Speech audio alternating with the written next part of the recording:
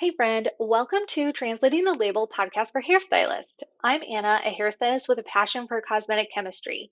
This is where we dive into the real details of hair care beyond brand hype and brand narratives, giving you an industry insider's insight to cut through the noise and enhance your expertise.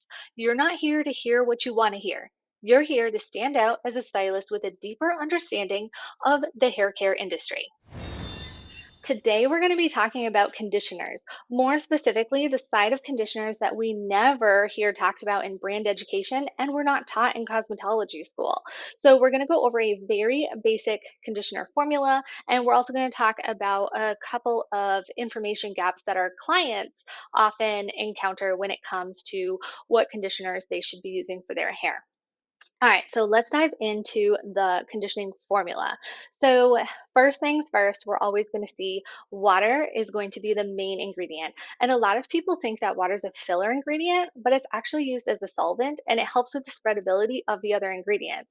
And if you stop and think about it for a second, if you were to take something like olive oil and put it on your hair, which is a very popular hair care ingredient, but if you were to take that and just put it on your hair is going to feel very like greasy and weighed down. It's going to look terrible, right? So you need to do something to help the spreadability of the olive oil to get the right performance and to not feel like a grease ball. All right, after that, you're probably going to see some kind of emulsifier in there. So this could be something like stearyl alcohol, satiric. I'm sure I butchered the pronunciation of those ingredients, but you recognize them.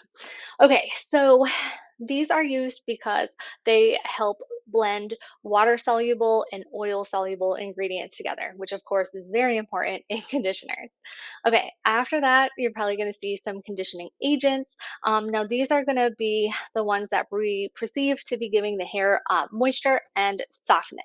However, moisture is actually a bit of a misconception when it comes to hair care because moisture means that you're putting water into the hair. And when our hair has water in it, it does not, it usually feels rough and it can look frizzy if it's in between dry and water, right? Moisturizing just means conditioning and it helps with the softness and all of those other things that you associate with the words moisture and hydration. So, examples of these ingredients could be things like hydrolyzed proteins, such as like keratin and silk. It could also be vitamins or something else like aloe vera. Okay, from there, you may see a surfactant. Now, surfactants are used because they blend oil and water together. It's going to be used in a small quantity. We're only going to want enough surfactant to mix those two things together. We don't want to use enough surfactant to suddenly turn it into a shampoo, right? Okay, after the optional surfactant, you're probably going to see some type of a lipid in there. So this is going to be things like shea butter and oils, right? Like it could be olive oil, it could be Moroccan oil, argan oil, or some other type of oil.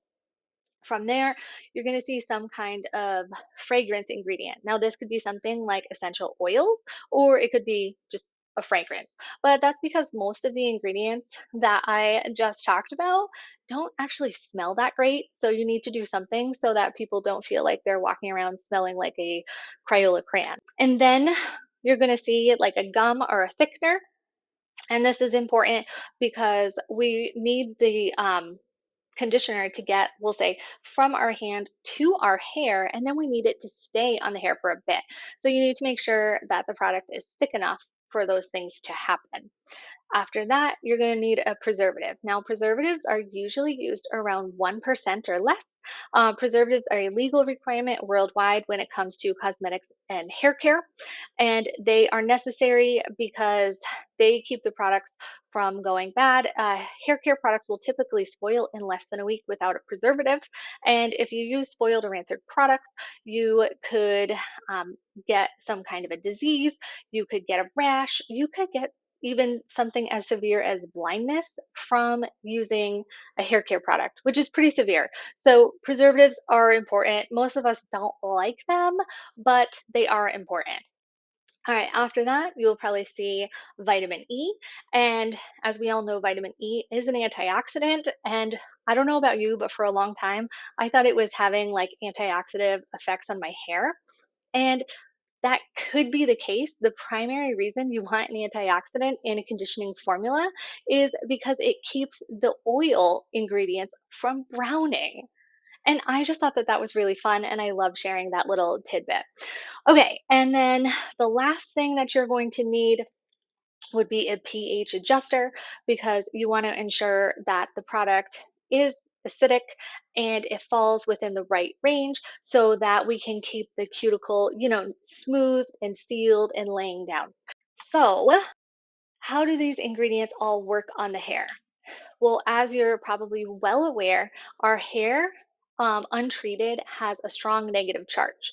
So, conditioning ingredients all have positive charges. And because of that, they adhere and form a barrier around the outside of the hair shaft. And this is what seals the cuticle and it's what keeps the hair protected from all of the elements that it can encounter. And one of the biggest elements it needs to be protected from is actually friction. And it can encounter friction just from other hair strands. They can actually damage each other. So, using conditioner is very important for people who have long hair. Now, I also see or have noticed a lot of like my clients, as well as just like seeing questions online about hair care products in general. A lot of our clients get confused about, do they need to use a rinse off conditioner, a leave on conditioner, or both, right? I see a lot of questions about, well, I'm not using a rinse off conditioner because I'm using a leave-in conditioner. And I mean, you need to, of course, evaluate this for your clients on a case by case basis. But generally, you want to use a rinse off conditioner because it's going to replenish all of the conditioning property or yeah, all of the conditioning ingredients that you just washed off when you shampooed your hair. So you need to replenish that. The other thing is that your hair is going to encounter friction from other hair strands. It's going to encounter friction from being towel dried. Even if you're not rough with the towel, it's still going to encounter some type of friction, even if you're blotting it. So you want to protect it from that. And you also want to protect it while it's being detangled because some people apply leave-in conditioner before they detangle their hair, and some people apply leave-in conditioner after they detangle their hair. So the best way to ensure that our client's hair is protected between towel drying and detangling is to just use a rinse-off conditioner or give them very specific instructions. They're your clients, you know them best. And then the reason that we want them to use a leave-in conditioner is because leave-in conditioner is going to protect the hair during the drying process until the next shampoo.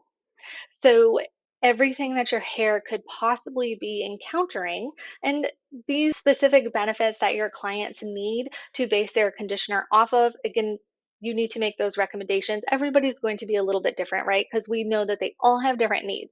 We want to ensure that their hair is protected during detangling, during drying, and everything like from, because the drying, it could include heat drying or air drying. It could be subjected to wind. Let's say they're go out for a walk after they wash their hair. So you would want to keep it protected then. Also, they may be using some kind of heat tools beyond the blow dryer, right? So you're going to want to protect it from like flat irons, curling irons, what have you.